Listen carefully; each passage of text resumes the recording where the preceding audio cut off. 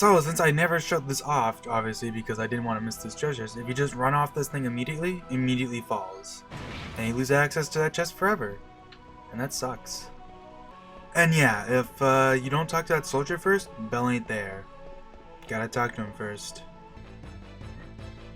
Hey, guess what? It's our pal Mimic.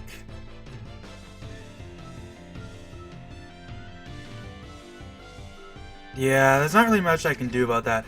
The snap is there, but it's really goddamn quiet, and like I have no idea how to fix it. I've been kind of messing with my settings, trying to get it to sound better, but like, unfortunately, you know, even after all this time, PlayStation emulation is still not perfect, and I mean, it probably never will be, just because like, especially once you get to 3D games, right? You know, it's like the N64 is pretty infamous for, even after all this time, its emulation is still pretty shoddy just because of how, like, how do I even put this? Like, how what the system is like. Like, let's just put it like that. Anyways, enough about that. So, we got two enemies here. They're both pretty interesting. One less so than the other. Like, the Mimic isn't that interesting. Basically, anytime you kill the Mimic, or the... Oh, I attacked the wrong person, dang it. Anytime you attack... What's he gonna steal? High Potion. Hey, he stole a different item this time. Anytime you kill the, Vice... Now he's gonna eat us. Anytime you kill that Vice and then do something to the Mimic, he will immediately call another one. Calling is his counter, basically. So when Zidane steals, now he'll call another one.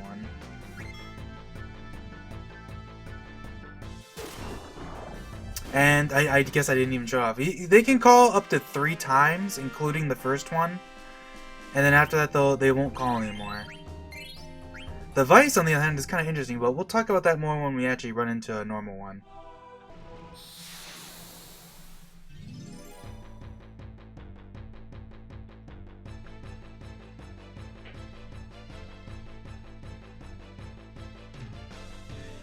Hey, look, it's Magic Vices. By the way, you notice the field we're on is, ooh, he's using Magic Hammer right away.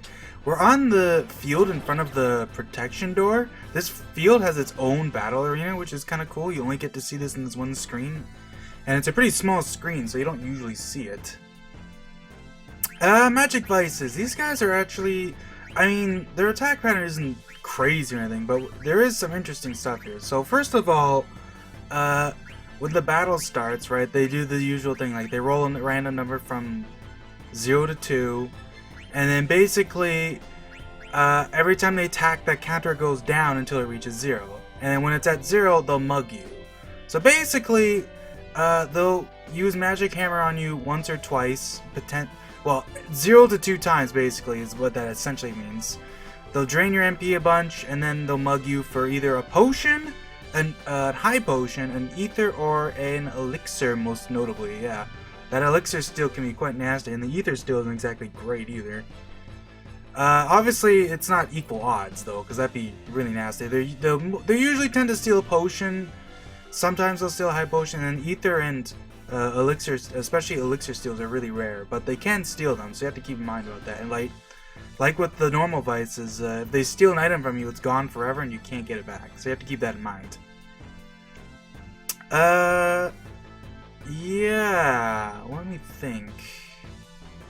Right, yeah. So what's interesting though is that, I don't even know, is it their ATB? Yeah. Their ATB is actually different depending on whether they're with the Mimic or not. If they're with the Mimic, they completely ignore basically all the other stuff and they just mug you every time and then escape. But only, so like, they'll only ever use Magic Hammer when they're like by themselves, or when they're not with a Mimic basically, which is kind of a cool detail. And because of the way that they count down, they're like, I guess they're still random, but it's like they're basically guaranteed to mug you after a couple turns. Like, since Magic Hammer doesn't do damage, and Mug doesn't really do that much damage either, these guys are kind of just a big resource drain, as you can see, because they're just draining our MP.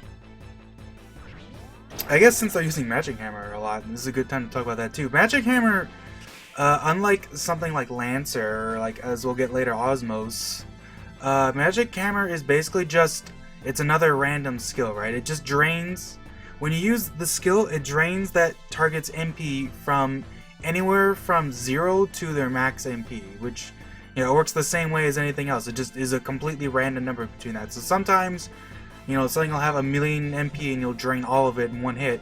And sometimes, even when they do have 1,000,000 MP, you'll just drain nothing. Which is kind of a funny thing. Let's let this guy escape, too, since we're here. And maybe this other guy will mug us. Maybe he'll steal an elixir. Nah, just a high potion. They can see their escape animation, too. Because unlike the Vices, they don't run away. They cast a spell and then freaking jump to the sky. And yeah, same thing with any other situation this happens in. If every enemy runs away and we don't kill them, it just fades out with no screen.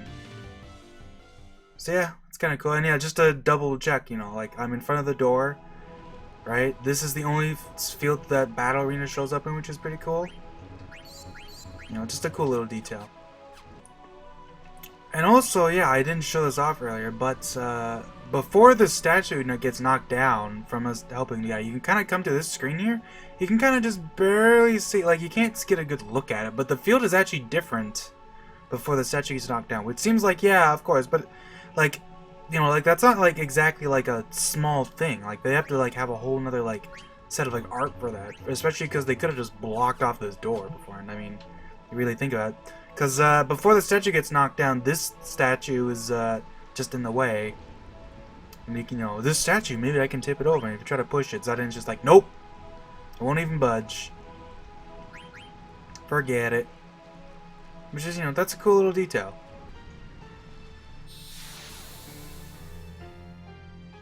Hey, it's our favorite overpowered knight. Or a paladin? Knight? Whatever you want to call her.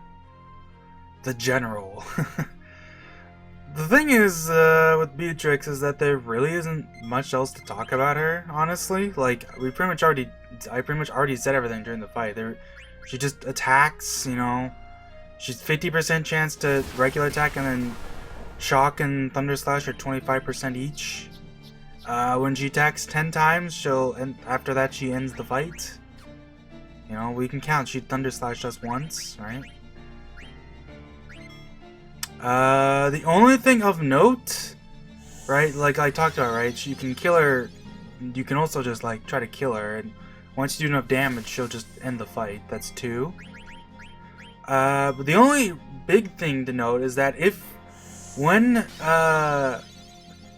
Beatrix is about to do her stock break attack, she actually checks if anyone's jumping.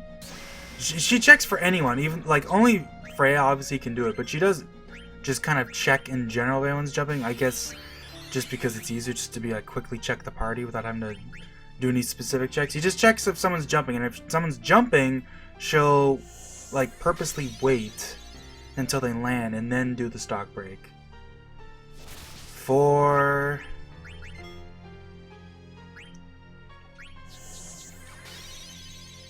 And yeah, other than that, like I'm serious, like she's kind of, I mean, that's it. She beats you up. That's 5. She has probably the hardest steal in the entire game. That is not even close to being worth it. I got a chain plate this time. I think I actually didn't get that last time, which is kind of funny. But I'm not saving after this, so unfortunately, you know, it sucks. But we ain't keeping that. I guess I'll double black her, because why the hell not? Just for funsies. That was 6 attacks, right? I guess it was actually a great way to do the thing. Uh-oh. Who's dead? Zidane. Because I can have Vivi attack, and then I think 2 bouts of Blizzard's will KO her, honestly, because he does so much damage. That's probably not even true, actually. Actually, I guess the easiest way would be if Quenya was dead and got revived. How many attacks was that? Was that 7? I think that was 7, right? Alright, nice. That'll be 8.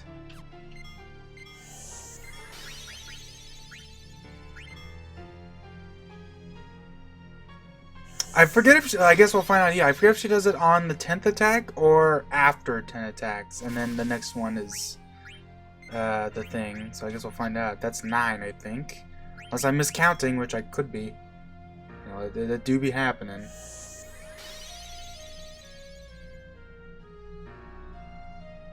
There's attack number 10.